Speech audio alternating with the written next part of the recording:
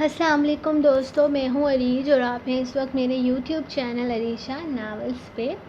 आज हम रीड करेंगे नावल कभी यूँ भी आ मेरे दिल में तू की किस्त नंबर 14। तो उससे पहले हमारी विनर कल की हमारी विनर थी अनीसा जुल्फ़िकार, जिन्होंने बहुत ज़बरदस्त रिव्यू दिया है। और आई डोंट नो ये कितनी दफ़ा विनर बनी है और कितनी दफ़ा ताशफिन इनका हुआ है। तो अपना अपना काउंटडाउन याद रखना, क्योंकि नावल ख़त्म होने के बाद जो बंदा जीतेगा हम पूरा ताशफिन उसके नाम कर देंगे। तो लेट्स स्टार्ट आगे का नावल। कभी यूँ भी आ मेरे दिल में तू, किस्त नंबर 14, तहरीर अरीज शाह। मेरी शक्ल क्या देख रही हो, जल्दी शुरू करो, ये मैंने तुम्हारे लिए ही मंगवाया है। मैं ये नहीं खा सकती, ये तो बहुत ज़्यादा है। इसने परेशानी से अपनी प्लेट देखी थी। हाँ, तुम्हारी चिड़िया जैसी खुराक से तो ज़्यादा ही है, और आज से तुम ज़्यादा ही खाया करोगी।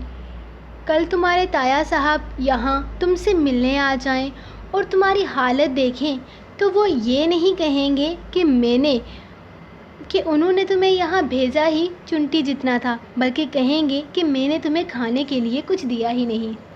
कसम से मैं अपनी ज़ात पर इतना बड़ा इल्ज़ाम कभी बर्दाश्त नहीं करूँगा।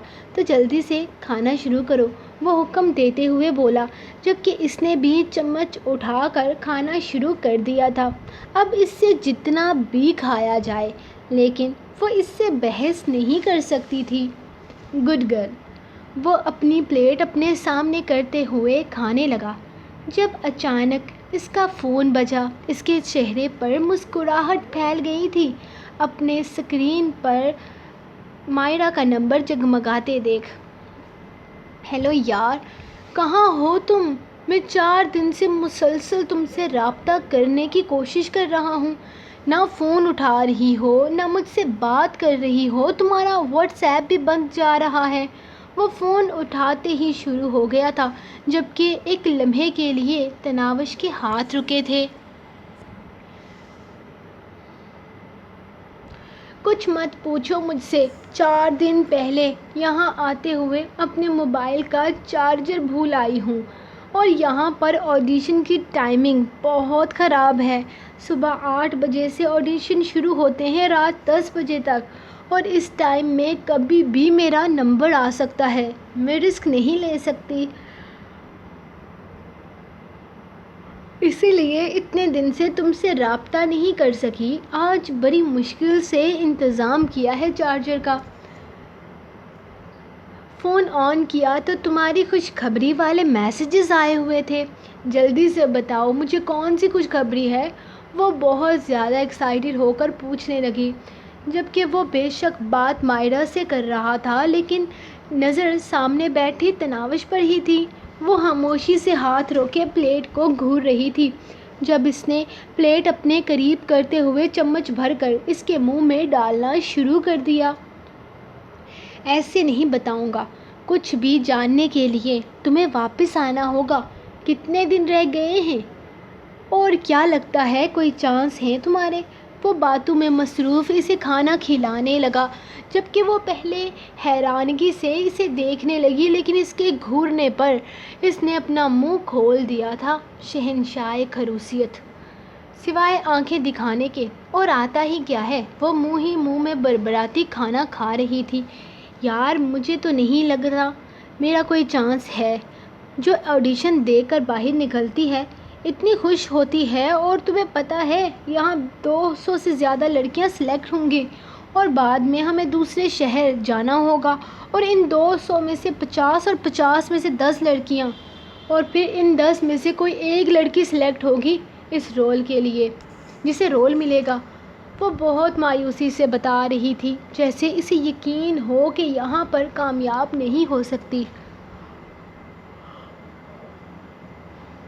वैसे भी इस ऑडिशन में 7 लाख से ज़ाहिद लड़कियाँ शामिल थी। मायरा मेरी जान, वापस आ जाओ। तुम सिर्फ़ और सिर्फ अपनी वैल्यू कम कर रही हो वहाँ पर। अगर तुम्हारी किस्मत में कुछ बनना लिखा हुआ तो तुम ऐसे ही बन जाओगी। मुझे ही देख लो। तुम्हें क्या लगता है मैं जगह जगह जाकर ऑडिशन नहीं दे सकता? वापस आ जाओ, खुद को बेमौल मत करो। वो समझा रहा था, जबकि इसके मेरी जान कहने पर वो किन निगाहों से इसे देखने लगी थी। بس میرا ہو گیا، مجھے اور نہیں کھانا، اس نے اس کا ہاتھ روکتے ہوئے کہا، جبکہ اس نے پلیٹ کی طرف دیکھا جہاں آدھے سے تھوڑا کم لیکن وہ اپنی صحت سے کافی زیادہ کھا چکی تھی۔ یہ کس کی آواز ہے؟ وہ تمہاری کیوٹ سی کزن تمہارے ساتھ ہے؟ ہاں، میں اسے ڈیٹ پر لے کر آیا ہوں اپنے ساتھ، اس نے مسکراتے ہوئے بتایا، جبکہ وہ اپنے جلے دل کے ساتھ اب آگے پیچھے دیکھنے لگی تھی۔ وہ اس کی باتوں کو اگنور کرنے کی مکمل کوشش کر رہی تھی۔ نائس چوائس، لیکن وہ بچی ہے، بخش دو اسے، تمہارے ساتھ صرف میں ہی جچتی ہوں۔ خوش فہمیوں سے باہر نکلو، یہ نہ ہو کہ میں تمہیں اپنے ولیمے پر انوائٹ کر لوں۔ ہا ہا ہا، تمہارا ولیمہ، وہ بھی تمہاری اس چھوٹی سی کزن کے ساتھ۔ کیا نام تھا اس کا؟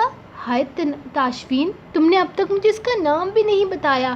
نام کے پیچھے کیوں لگی ہو؟ کیا ولیمے کے کارڈ پر نام لکھوانے ہیں؟ وہ شرارت سے بولا۔ ہاں لکھوانا ہے، نام بتاؤ اس کا، وہ چڑ کر بولی۔ نام کیا ہے تمہارا؟ مائرا مری جا رہی ہے تمہارا نام جاننے کے لیے، ہمارے ولیمے کے کارڈ پر ہم دونوں کا نام لکھوانا چاہتی ہے۔ وہ یقیناً مذاق کے موڈ میں تھا۔ تناوش نے اسے گھور کر دیکھا، پھر سر جھکا کر آہستہ سے اپنا نام دہرایا، تناوش تاشفین ابراہیم۔ وہ معصومیت سے بولی جبکہ اس کے لبوں پر جاندار مسکراہٹ آ گئی تھی۔ ہاں بھائی، نام لکھو، تناوش تاشفین ابراہیم۔ ولیمے کے کارڈ پر رائٹنگ کا ڈیزائن خوبصورت رکھنا، وہ مزے لیتے ہوئے بولا۔ مر جاؤ کمینے انسان، شرم نہیں آ رہی؟ تمہارے سامنے ایک بچی بیٹھی ہے اور تم اس کے بارے میں ایسی بکواس کر رہے ہو۔ مائرا کو برا لگا تھا۔ بس اپنی جیب سے خرچہ کیا ہو رہا ہے، تم تو مجھے شرم ہی دلانے لگ گئی۔ خیر، جلدی آؤ واپس یار، بہت مس کر رہا ہوں تمہیں۔ تمہاری بک بک سنے بنا مجھے نیند نہیں آتی۔ اس دفعہ وہ بالکل سنجیدگی سے بولا تھا، یقیناً وہ دل سے بول رہا تھا، اس کے چہرے پر سچائی صاف جھلک رہی تھی۔ آ جاؤں گی یار، تھوڑا سا صبر کرو، 7 دن میں اگر میرا نمبر نہیں آیا نا تو میں واپس آ جاؤں گی۔ اور اس دفعہ کافی بددل ہو کر بولی تھی، ٹھیک ہے، کر لو برباد اپنی زندگی کے 7 دن، اگر میں تمہاری جگہ ہوتا تو لعنت بھیج کر واپس آتا۔ اس نے کہہ کر فون بند کر دیا تھا۔ آئس کریم بہت اچھی ملتی ہے یہاں پر، وہ ویٹر کو اشارہ کرتے ہوئے بولا، جبکہ اس نے کوئی جواب نہیں دیا۔ اور پھر ویٹر کے آتے ہی اس نے ایک آئس کریم اور ایک چائے کا کپ آرڈر میں دیا تھا۔ مجھے آئس کریم نہیں کھانی، چائے پینی ہے۔ اور کچھ سمجھے یا نہ سمجھے لیکن وہ ہلکی ہلکی انگریزی تو سمجھ ہی سکتی تھی۔ بچے چائے نہیں پیتے، وہ گھور کر بولا۔ میں آپ کو بچی لگتی ہوں، 19 سال کی لڑکی آپ کو بچی نظر آ رہی ہے۔ اس دفعہ وہ تپ کر بولی، جبکہ 19 سال سن کر اس کا پانی گلے سے اترنے سے انکار کر گیا، جبکہ فوارے کی صورت میں باہر آ گیا۔ 19 سال! وہ سچ میں حیران ہو گیا تھا۔ وہ 13 سال کی دکھنے والی لڑکی 19 سال کی تھی۔ ہاں 19 سال، صرف 7 دن کم، اس نے کچھ گھبراتے ہوئے کہا۔ اوہ مائی گاڈ! اور میں سمجھ رہا تھا کہ تم اگر زیادہ سے زیادہ بھی ہوئی تو 15 سے 16 سال کی ہوگی۔ یار یہ لڑکیاں کتنی بے ایمانیاں کرتی ہیں ہم لڑکوں کے ساتھ۔ وہ تو یقین ہی نہیں کر پا رہا تھا۔ میں بے ایمان نہیں ہوں، آپ نے پوچھا نہیں، میں نے بتایا نہیں، اس نے اپنی صفائی پیش کرتے ہوئے کہا۔ کیا پوچھا نہیں؟ سب کے سامنے بیٹھی بچی بچی کر رہا ہوں، بول نہیں سکتی کہ بچی نہیں بڑی ہو؟ حد ہو گئی فراڈن! وہ غصے سے بولا۔ یہ آئس کریم واپس لے کر جاؤ اور چائے لے کر آؤ، بچی نہیں ہے یہ، اس نے اردو میں کہا تو ویٹر ہونکوں کی طرح اسے دیکھنے لگا۔ کچھ نہیں، یہ آئس کریم رکھو یہاں پر۔ وہ اس کے ہاتھ سے آئس کریم لے کر تناوش کے سامنے رکھتا خود چائے کی سیپ لینے لگا، جبکہ اسے غصے میں دیکھ کر اس نے خاموشی سے آئس کریم کھانا شروع کر دی تھی۔ ویسے کتنے افسوس کی بات ہے، تم 19 سال کی ہو اور فرسٹ ایئر میں پڑھتی ہو۔ وہ بائک سٹارٹ کرتے ہوئے بولا تو اس دفعہ تناوش کو غصہ آنے لگا، کیونکہ میری پڑھائی روک دی گئی تھی، اس نے غصہ دبا کر کہا۔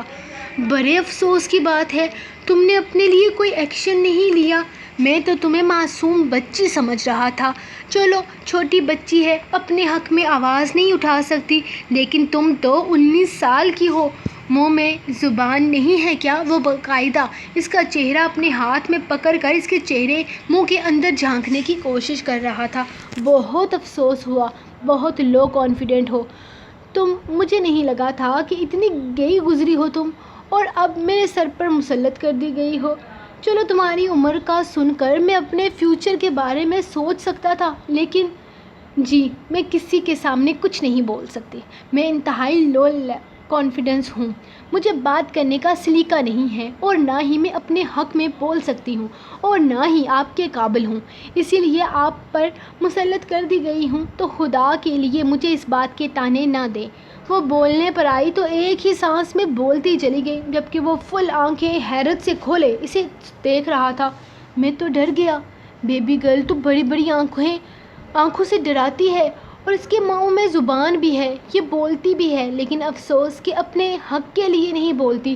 اور یہ تم اتنی اونچی آواز میں کیوں بات کر رہی ہو؟ بہرا نہیں ہوں میں، اور اگر آواز اٹھانی ہی ہے تو میرے باپ کی دوسری بیوی کے سامنے اٹھانی تھی، جب وہ تمہاری پڑھائی بند کر رہی تھی، مجھ پر نہیں۔ اور خبردار، جو مجھ سے آئندہ یوں بدتمیزی سے بات کی، منہ توڑ کے رکھ دوں گا۔